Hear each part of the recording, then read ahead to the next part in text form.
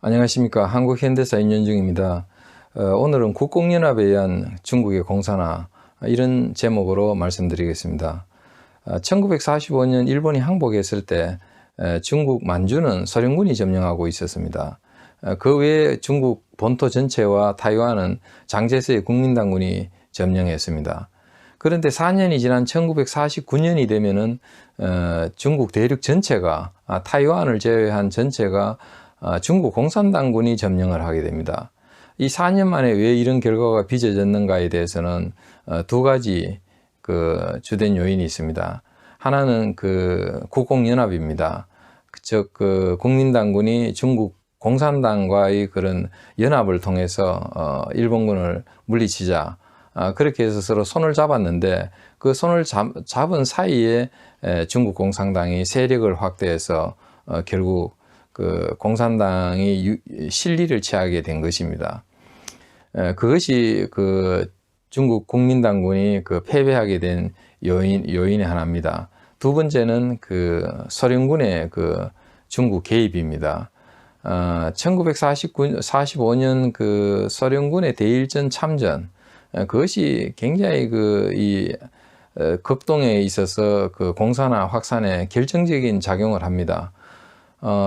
소련군은 몽골을 점령하고 있었고 이미, 그리고 또 만주를 점령합니다. 그리고 북한도 점령합니다. 이런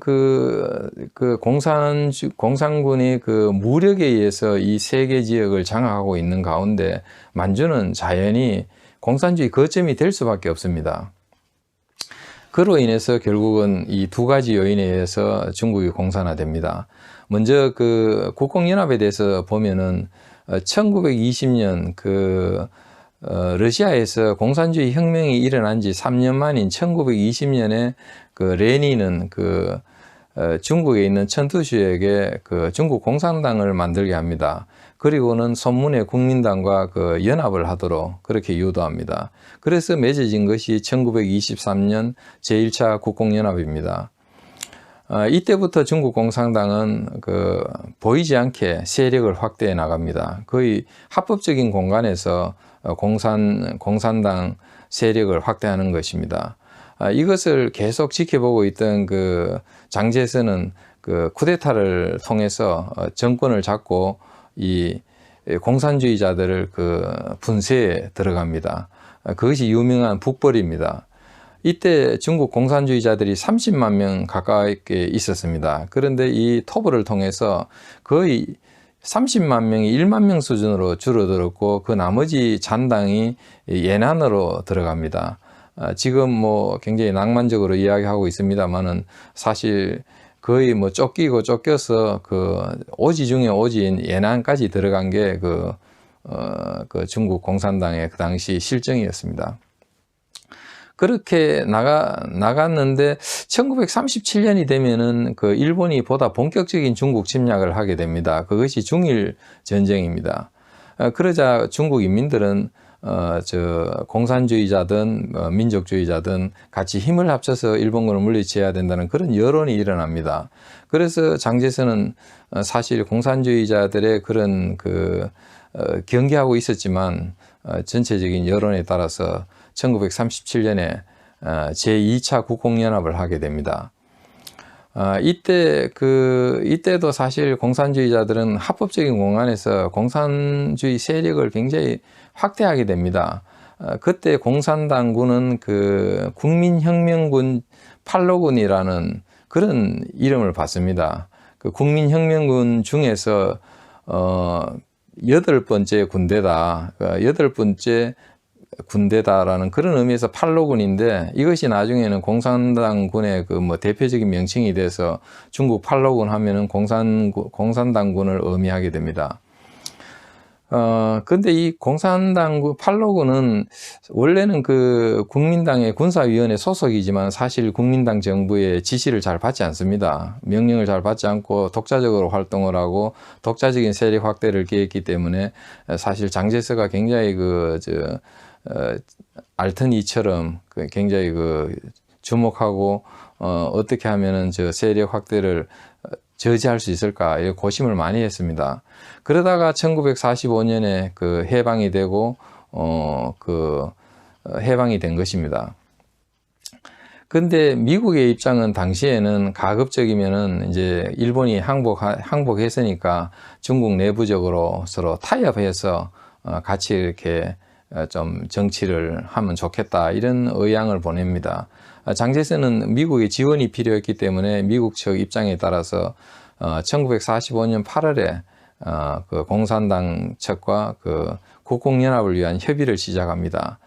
그렇게 해서 1946년 1월에 그 제3차 국공연합을 이루게 됩니다. 그런데 그 국공연합은 2개월 만에 깨집니다. 그까지가 국공연합이 깨진 원인은 결과적으로는 그 장제스가 봤을 때 공산당은 이런 연합을 맺어놓고 안에서는 사실은 그 공산주의 세력 확대를 깨했기 때문에 이것이 깨어진 것입니다.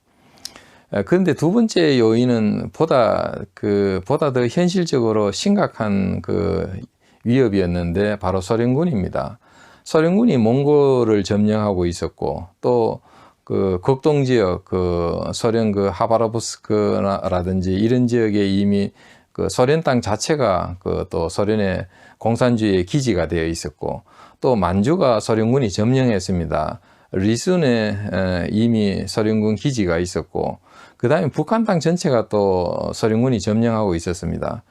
그런 가운데 있었기 때문에 그 소련은 노골적으로 거기에 중국 공산당 편을 들면서 무기도 지원해주고, 또 자기 나라 땅에 중국 청년들을 데리고 와서 군사훈련을 시켜서 다시 또 중국 땅으로 내려보내고, 그렇게 중국 공산당군을 정강시킵니다.